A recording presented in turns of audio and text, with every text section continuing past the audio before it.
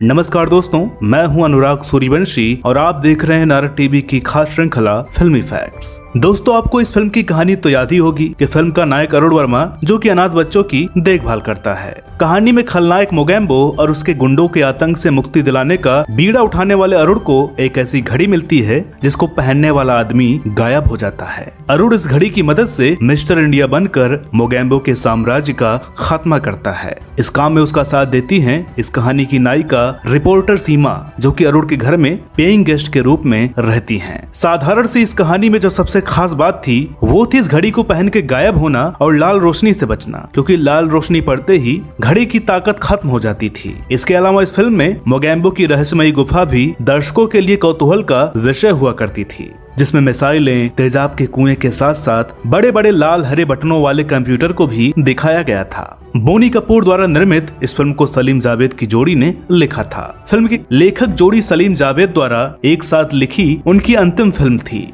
इस फिल्म को शेखर कपूर ने निर्देशित किया था। बताया जाता है कि इस फिल्म का निर्देशन उन्हें इसलिए सौंपा गया क्योंकि उन्हें बाल कलाकारों पर आधारित फिल्म मासूम में बच्चों के साथ काम करने का पहले से अनुभव था। दोस्तों, मिस्टर इंडिया अपने दौर की महंगी फिल्मों में गिनी जाती है। एक इंटरव्यू में निर्माता बोनी कपूर ने बताया था कि यह फिल्म लगभग 4 करोड़ के बजट में बनाई गई थी, जो उस जमाने में एक बहुत बड़ा अमाउंट हुआ करता था। यह फिल्म बेहद सफल साबित हुई और इसकी कमाई 12 करोड़ रुपए से भी अधिक की रही है। दोस्तों, श्रीदेवी के काम के प्रति समर्पण के कायल निर्देशक शेखर कपूर ने भी अपने एक ट्वीट में लिखा था कि श्रीदेवी में कॉमिक और कामुकता दोनों को सही तरीके से पर्दे पर उतारने की समझ थी। दोस्तों, फिल्म मिस्टर इंडिया को श्रीदेवी की बेहतरीन अदाकारी के साथ ही हवा हवाई और काटे नहीं कटते जैसे गानों पर उनके प्रदर्शन के लिए भी याद किया जाता है, जिन्हें अपने नृत्य निर्देशन से खूबसूरत बनाया था मशहूर कोरियोग्राफर सरोज खान ने। बात इस फिल्म के गीत संगीत की करें तो काटे नहीं कटते ये दिन रात को महान गायक किशोर कुमार और पॉप सॉन्ग्स के लिए मशहूर प्लेबैक सिंगर आलिशा चिनॉय ने आवाजें दी थी। दोस्तों, तब किसी गीत की रिकॉर्डिंग कितनी मुश्किल से होती थी आप भी समझ सकते हैं, क्योंकि ये वो दौर था जब आजकल की तरह ट्रैक पर रिकॉर्डिंग नहीं होती थी।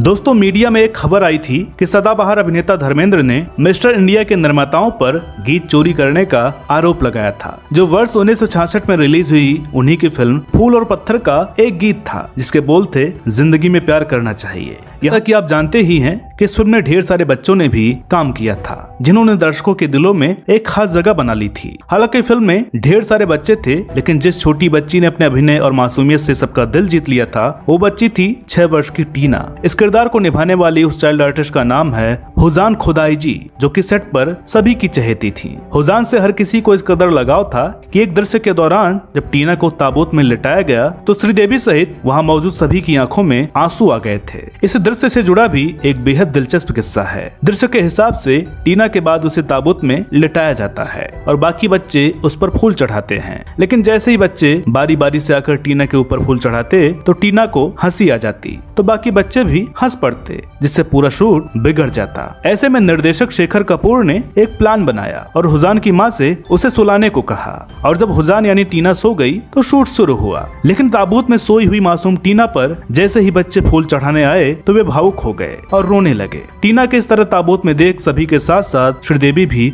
खुद को रोने से नहीं रोक पाई और उनकी आंखों में भी आंसू आ गए। एक फिल्म में काम करने को लेकर हुजान बताती हैं, कास्टिंग डायरेक्टर मेरे पापा के दोस्त थे, मैं ऑडिशन के लिए गई और मेरा सिलेक्शन हो गया। फिल्म की शूटिंग के बाद वे मद्रास चली गई थीं। हालांकि बाद में उन्होंने कई एड शूट किए, लेकिन फिल्मों में कभी काम नहीं किया।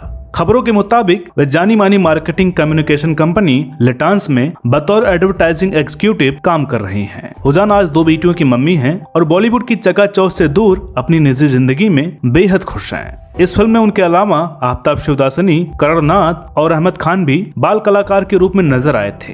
कई फिल्मों में चाइल्ड आर्टिस्ट की भूमिका निभाकर एक नायक के रूप में अपनी पहचान बनाने वाले आफ्ताब आज किसी परिचय के मोहताज नहीं हैं। तो वहीं अभिनेता करणनाथ भी कई फिल्मों में नजर आ चुके हैं। करणनाथ के पिता रिक्कू राकेश नाथ एक निर्माता हैं और इससे पहले वे अनिल कपूर और माधुरी दीक्षित के सचिव भी रह चुके हैं। करणनाथ की मां रीमा राकेश नाथ एक जानी मानी फिल्म राइटर हैं। लोगों को ही पता होगा कि फिल्म मिस्टर इंडिया में अनिल कपूर के भाई संजय कपूर ने भी अभिनय किया था। दरअसल उन्होंने फिल्म में कई जगहों पर उनके बॉडी डबल का काम किया था। फिल्म के एक दृश्य में जब अरुण गरीबों को खाना खिला रहा होता है तब अनिल कपूर की जगह संजय कपूर ने काम किया था। फिल्म के एक दृश्य में जिसमें अरुण और सीमा को एक कॉकरोच से डरना होता है, इस दृश्य में वास्तविकता दिखे इसके लिए शेखर कपूर ने एक असली कॉकरोच मंगवाया, लेकिन कॉकरोच कहाँ एक जगह रुकने वाला था, इसलिए कॉकरोच को एक जगह टिके रहने के लिए शेखर कपूर ने उस पर व्हिस्की डाल दी और उस दृश्य को शूट किया। यह फिल्म श्रीदेवी के साथ साथ अनिल कपूर के करियर की भी सबसे खास फिल्म साबित हुई।